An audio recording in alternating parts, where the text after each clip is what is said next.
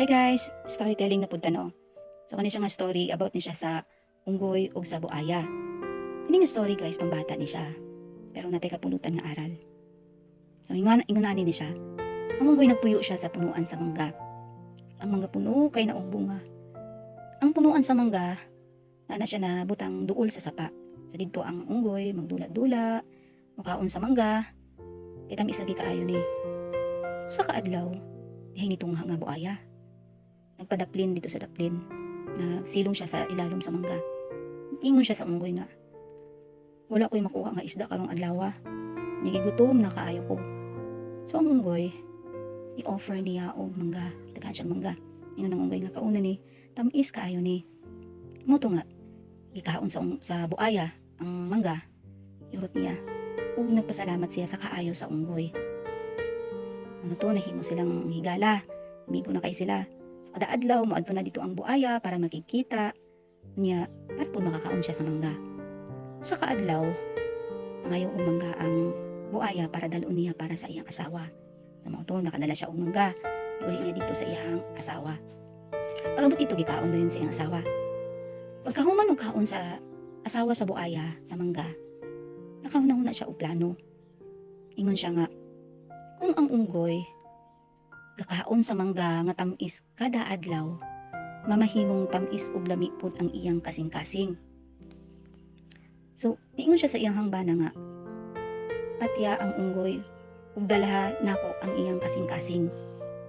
Pagkadungog sa iyang bana, nakurat ang lalaki nga buaya no. Kurat siya, niingon siya sa iyang asawa nga, ala, amigo man kaayo nako ng unggoy.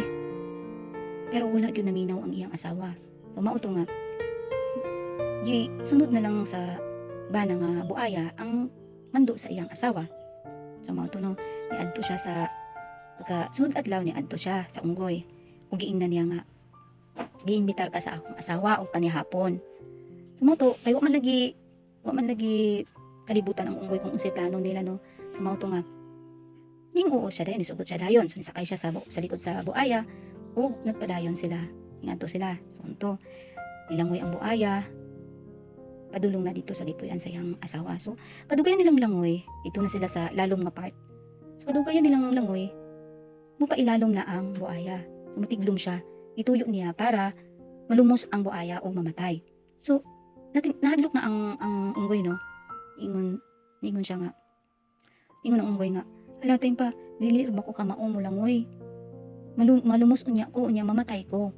So, moto nga, niingon ang buaya sa unggoy nga, maunay plano sa akong asawa. Dapat yun ka, kay aron dalon niya ang imong kasing-kasing ug iyang ipanihapon. Sumoto na una-una sa unggoy nga, ay padelikado na ko ani.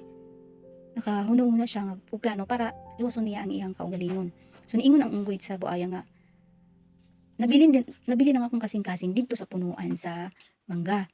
Ubalik ta para makuha nako aron mahatag nako nimo. Sumoto, ning balik sila dito sa punuan sa mangga, nilangoy sila. Pag-abot nila sa daplin, ning lukso ang unggoy. Ning adto siya, nikatkat siya diretso sa punuan sa mangga. Giingnan niya ang buaya nga, giilad rati ka. Walay bisan kinsa nga makakuha sa akong kasing-kasing sa akong lawas. Sumoto, giingnan niya ang buaya nga, imo kong giluiban, nagtraidor ka na ako. Sumoto, naulaw ang buaya. Dito na nawala niya ang pinakatinuod niya nga higala. Mo to, muna siya guys nga, kumpara ninyo, unsang